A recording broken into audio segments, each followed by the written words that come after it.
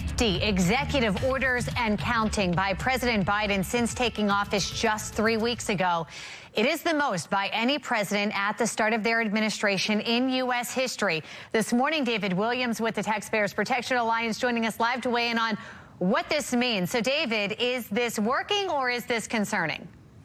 Well, good morning. And listen, this is not a new phenomenon, right? I mean, we've seen this with past presidents. I mean, George Washington even had an executive order or two. And we saw last year during the election is President Trump, he had a bunch of executive orders on price controls for drugs. But this is not the way to do things in Washington. I mean, it's the way some people do things, but they shouldn't be doing this because it circumvents Congress.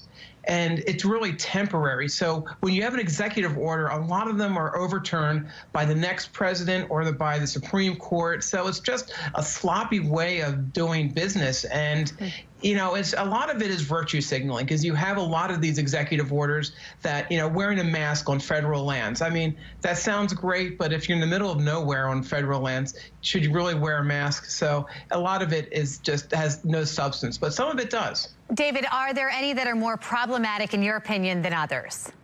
So when you look at big projects or big treaties like the Paris Climate Agreement or the Keystone XL pipeline, especially this pipeline, because this is, multi-billion dollars, right, that people are investing in this to build this pipeline and to have it going on the whim of a president. Because you had Obama pull the permit and then Trump said, well, no, the project's back on, so they started building it.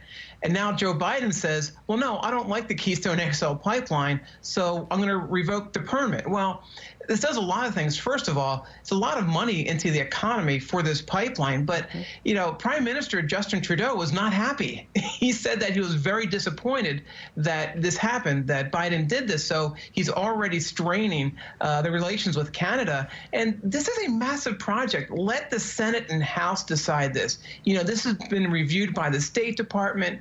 And again, it shouldn't be at the whim of a president whether a massive infrastructure project goes forward or not. David, is there any way to stop this kind of knee-jerk reaction when you have a new administration in office? Well, I think there needs to be more communication with Congress.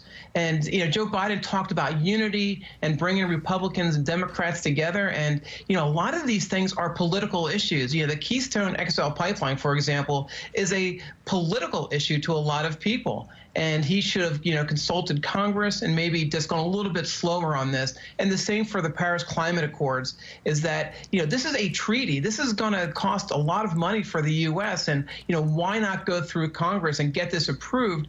Then it looks a lot more legitimate. All right. David, thanks for shedding light on this. We appreciate it.